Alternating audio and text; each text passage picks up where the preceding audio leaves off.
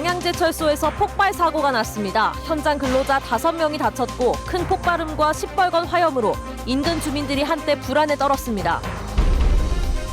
광양제철소에서는 지난 6월과 7월에도 사고가 잇따랐습니다. 설비 노후화와 안전 불감증 등이 사고가 되풀이되는 원인으로 지적됩니다. 선거구 통폐합 여부와 대안정치 세력 태동 등 올해 지역 정가도 이슈가 끊이지 않았습니다. 지역의 분야별 현안을 점검해보는 기획보도. 오늘은 우리 지역의 정치 분야를 돌아봅니다. 김영록 지사의 역점 사업인 새천년 인재 육성 프로젝트를 둘러싸고 뒷말이 무성합니다. 적지 않은 예산 규모에 입찰 과정도 석연치 않은 부분이 많습니다.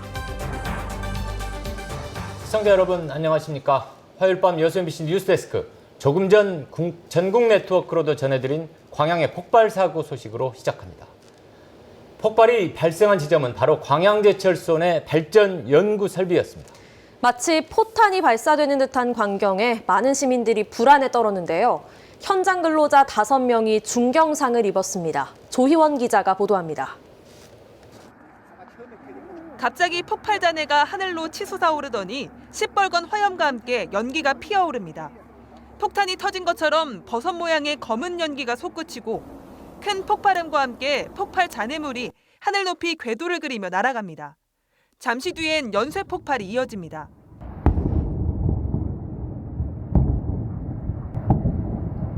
공장에서 발생한 폭발음은 강 너머에서도 또렷이 들릴 정도로 강했습니다. 폭파가 2번이나 일어났어, 폭파가. 오늘 낮 1시 14분쯤 포스코 광양제철소에서 거대한 폭발 사고가 발생했습니다. 제철소 안에 있는 배열 발전 추결 설비에서 연구원들이 발전 장비를 시범 운전하고 있었는데 폭발에 이어 화재가 일어난 겁니다. 5분 간격으로 2번의 큰 폭발이 이어지면서 포스코 시험연구소 직원 등 2명이 중상을 입었고 3명이 경상을 입어 병원으로 옮겨졌습니다. 맨 처음 옮겨진 상태 그대로 네. 의식은 있고요. 무릎 골절하고 안면부 열상 정도거든요. 시커멓고 진한 검은 연기가 계속 피어오르고 공장 주변으로 날아간 폭발 잔해물 때문에 공장 바로 옆에 있는 이순신대교가 양방향으로 모두 통제되기도 했습니다. 그게 타이어만한 게 그게 폭발을 해가지고 하늘 높이 올라서 떨어진 게 대교 위에 이순신대교 위에 떨어졌거든요. 근데 다행히 다른 사람 서 있지 않은 거 보니까 차에 맞은 것 같지는 않더라고요. 포스코 자체 소방대와 소방당국은 장비 27대와 대원 170명을 긴급 투입해 50분 만에 불길은 모두 잡았습니다. 광양시와 소방당국은 10회수 장비에서 불꽃이 튀어 폭발이 일어난 것으로 보고 정확한 사고 경위를 조사하고 있습니다. MBC 뉴스 조희원입니다. 그런데 광양제철소에서는 지난 6월과 7월에도 폭발과 정전 사고가 잇따라 발생한 적이 있습니다. 주민들은 언제 터질지 모르는 사고에 불안할 수밖에 없습니다. 보다 근본적인 대책이 필요해 보입니다. 문형철 기자입니다. 지난 7월 1일 광양제철소. 공장에서 뿜어져 나온 검은 연기가 순식간에 하늘을 뒤덮습니다. 굴뚝 곳곳에서는 시뻘건 불꽃이 계속 타오릅니다. 제철소 내부 정전으로 인해 공장 굴뚝에 설치된 비상 밸브가 열리면서 큰 폭발음과 함께 화염과 연기가 발생한 겁니다. 진동과 함께 꽝 하더니 저 굴뚝들마다 불이 다 붙었어요. 저 전쟁난 줄 알았어요. 좀 있다가 도망차가 오더라고요. 이에 앞서 지난 6월엔 보수공사 도중 수소가스가 폭발해 작업자 1명이 숨지고 1명이 다쳤습니다. 오늘 발생한 대형 폭발 사고까지 1년 사이에 3번의 대형 사고가 터지면서 주민들은 불안감을 감추지 못합니다. 안전사고 같은 게 자주 나니까 제철소가 이제 오래돼서 좀 위험하지는 않을까 그런 불안감은 있죠. 제철소와 불과 1.5km 떨어진 이곳 섬마을 주민들도 언제 터질지 모르는 사고에 마음을 졸이기는 마찬가지입니다. 지금 이 앞전의 사고도 그렇고 가슴이 무너진다 무너져. 겁나서 잠도 못 자요. 잠도 못 자. 이번 사고와 관련해 포스코는 전문기관의 조사가 진행되고 있다며 원인을 철저히 파악해 같은 사고가 반복되지 않도록 하겠다는 입장을 밝혔습니다. 하지만 지역 환경단체는 설비 노후화와 안전 불감증 등이 사고가 되풀이되는 근본적인 원인이라며 제철소의 안전 관리 체계를 전면적으로 재검토해야 한다고 주장하고 있습니다. MBC 뉴스 문형철입니다. 주민들의 거센 반발이 이어졌던 여수 만흥지구 임대택지 개발 사업에 대해 국토부가 지구 지정을 승인했습니다. 여수시에 따르면 국토부 중앙도시계획심의위원회는 최근 회의에서 만흥지구 40만 6천 제곱미터를 민간 임대주택 공급 촉진지구로 개발하는 사업계획을 승인했습니다. 여수시는 이번 지구 지정에서 거주민들과 사전 협의가 부족했던 중촌마을 일부 지역은 구역에서 제외된 것으로 확인됐다고 설명했습니다. 하지만 재척 요구가 많았던 레일바이크 인근 지역은 구역에 포함된 데다 여전히 대상 지역 거주민들이 사업 추진에 강하게 반발하고 있어 논란이 예상됩니다. 도교육청이 중징계 처분을 요구한 관계자들에게 강남여고 학교법인이 결국 솜방망이 처벌을 내린 것으로 알려져 논란이 되고 있습니다. 전라남도 교육청은 지난 10월 소프트볼팀 운영 과정에서 운영비와 학부모 지원금 등을 횡령한 정황을 확인해 교장 정모 씨를 비롯한 학교 책임자들에게 중징계를 내리라는 요구를 학교법인 행사학원 측에 전달했지만 법인은 경징계 중에서도 가장 낮은 수위인 경고 조치만 내리기로 했습니다. 이에 대해 도교육청은 법인의 재심의를 요구했다고 밝혔습니다. 성탄 전야인 오늘 지역 각 교회와 성당에서도 성탄 준비가 한창인 가운데 시가지는 인파로 붐비고 있습니다. 오늘 전남 동부 지역 각 교회와 성당은 예배와 미사를 올렸으며 예수 탄생을 경배하는 음악회와 연극 등 축하 행사 준비에 바빴습니다. 또한 밤에는 축하 예배와 자정 미사가 이어져 예수 탄생의 참뜻을 되새기게 됩니다. 시내 중심가는 불경기로 예전 같지는 않지만 가족이나 연인을 중심으로 크리스마스 선물을 사는 등 차분한 분위기 속에 성탄 전야를 맞고 있습니다. 올해 지역의 분야별 현안을 점검해보는 두 번째 시간. 오늘은 우리 지역의 정치 분야를 정리해봅니다. 패스트트랙 전국으로 지역 정가의 시선 역시 국회로 쏠릴 수밖에 없었는데요. 제3지대 연대의 움직임이 내년 총선을 앞두고 변수로 떠오르고 있습니다. 김종수 기자가 보도합니다.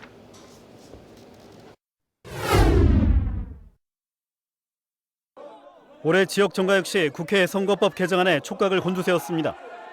이른바 패스트트랙 안건으로 지정된 해당 법안의 통과 여부가 내년 총선을 준비하는 가늠자가 될 수 있기 때문입니다.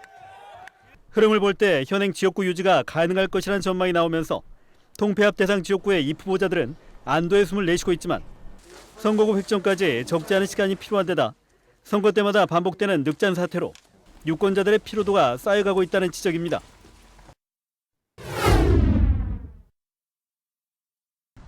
지난 20대 총선을 통해 국회로 입성한 의원들은 각자 도생의 길을 걷고 있습니다. 이런 가운데 제3지대 세력들의 재결합 여부는 본격적인 선거전을 앞두고 변수가 되고 있습니다. 정치적 편중이 적은 지역의 특성상 이들의 향후 행보가 지역 정치 구도에 영향을 미칠 수 있기 때문입니다.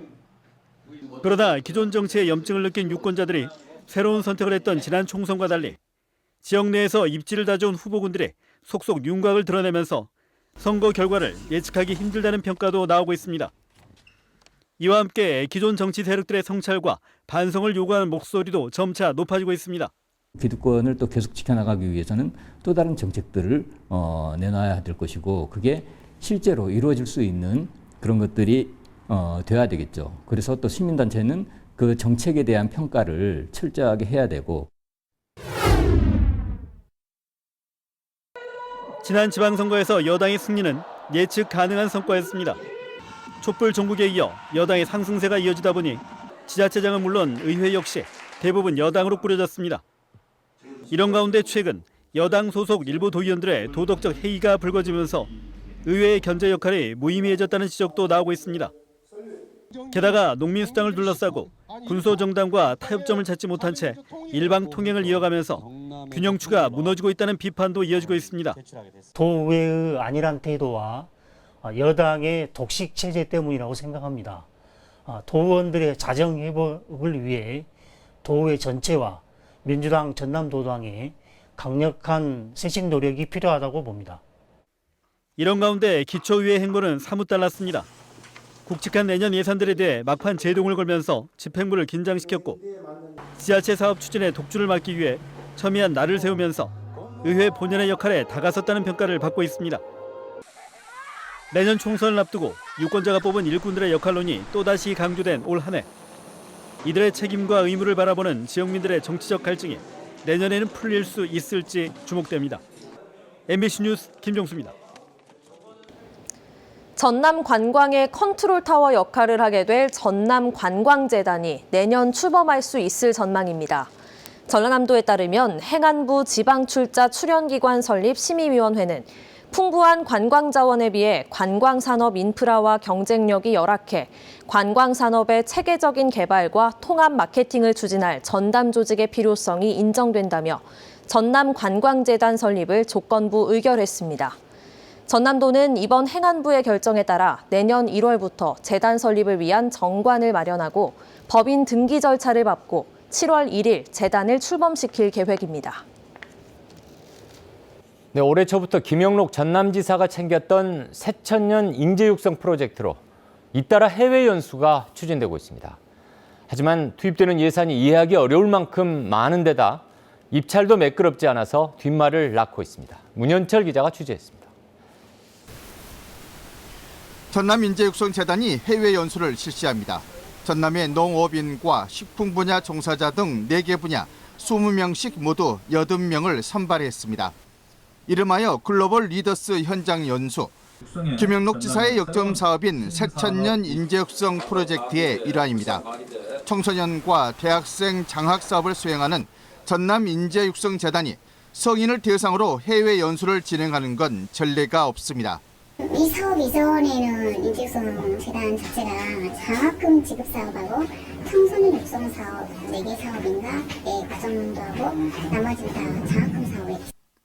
해외 연수 일정은 내년 1월 30일부터 10박 12일 일정. 네덜란드, 벨기에, 이탈리아, 프랑스, 독일 등의 국가로 떠납니다. 연수비는 자부담 20%를 포함해 1인당 737만 원씩으로 총 사업비가 5억 9천만 원에 이릅니다. 여행업계에서는 비수기 유럽 항공료와 숙박료 등을 감안하면 인당 700만 원 이상의 연수비가 책정된 것 자체가 이례적이라고 꼬집습니다. 비슷하게 견학과 체험 방문 일정을 섞어 지방 의원들이 떠나는 해외 연수도 인당 400여만 원 선입니다. 항공 운임 호텔비 방문지 금액을 수십 번 따져봐도 500만 원을 넘어서는 수익까지 감안해서 도대체 남는 200만 원은 이해가 할 수 없는 돈입니다. 이거는. 해외 연수를 맡을 여행업체 입찰 과정도 뒷말을 낳고 있습니다.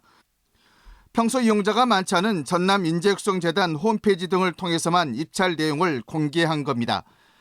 일선학교 수백만 원짜리 수학여행 입찰도 조달청의 나라 장터를 통하는 곳과는 상반됩니다. 놓친 부분도 왜냐면 신문사에서 거기를 생각 못하는 거. 전람들은 실제 여행업체들이 제안한 연수 비용이 평균 1인당 600만 원으로 공고된 한도보다는 낮다고 설명했습니다. MBC 뉴스 문현철입니다. 순천만 국가정원 별빛 축제가 개막된 가운데 지난 주말에만 3만여 명이 축제 현장을 찾았습니다. 순천시는 순천만 국가정원에서 지난 20일 별빛 축제가 개막돼 주말인 21일과 22일 이틀간 3만 2천여 명이 방문했다고 밝혔습니다.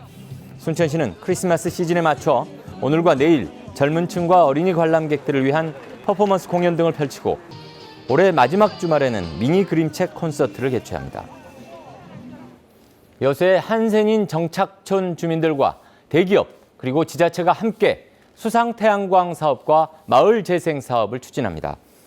GS건설과 여수 도성마을 재생추진위 그리고 여수시는 오늘 여수시청에서 협약을 맺고 도성마을 앞바다에 80메가와트 규모의 수상태양광 사업 추진에 적극 협력하기로 했습니다. 협약안에 따라 여수시는 1,500억 원이 투자되는 태양광 사업을 적극 행정적으로 지원하고 GS건설은 위탁 세탁 사업 업체 등에 245억 원을 지원해 일자리 늘리기와 마을 재생 사업을 돕게 됩니다.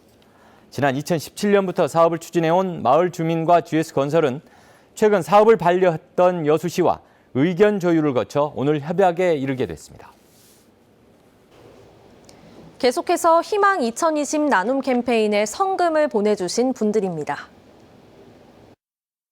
여수 낭만포차 회를 품은 갓 107만 원, 광양상공회의소 회장 209회 회원사 일동 100만 원, 순천 광양축산업협동조합 조합장 이성기회 임직원 일동 100만 원, 여수시 남산동 하얀집 100만 원, 순천시 서면 선평 주공 2차 주민 68만 2,700원, 국제 와이즈맨 순천 남산클럽 회장 최철외 회원 50만 8,190원, 여수시 국동 19통 주민 42만 4천 원, 고흥군 동일면 소영마을 주민 30만 원, 고흥군 복내면 축정 1구 신판로 30만 원, 여수시 만덕동 16통 주민 26만 원, 대교동 12통 주민 25만 9천 원, 남면 장지마을 주민 25만 원, 순천시 도사동 인덕마을 주민 25만 원, 성금을 보내주신 분들께 감사드립니다. 희망 2020 나눔 캠페인은 내년 1월 말까지 접수합니다. 시청자 여러분의 많은 관심과 참여 바랍니다.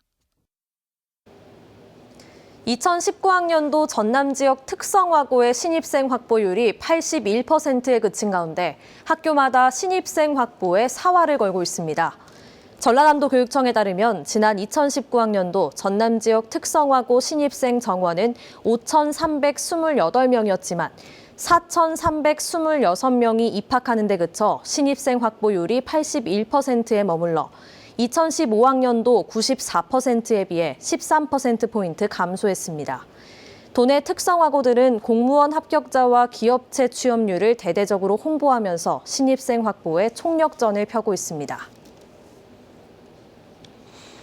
화순 전남대학교 병원이 운영하는 전남지역암센터가 광주 전남지역암센터로 확대됩니다.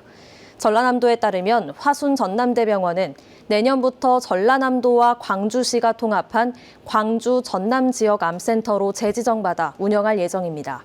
화순 전남대병원은 2004년 개원 이후 보건복지부와 전라남도의 지원을 받아 암 진료와 예방 관리 사업을 추진해왔고 지역암센터가 없었던 광주도 국가지정 지역암센터를 갖추게 됐습니다. 전남의 농수산물이 처음으로 중국 온라인 시장에 진출했습니다.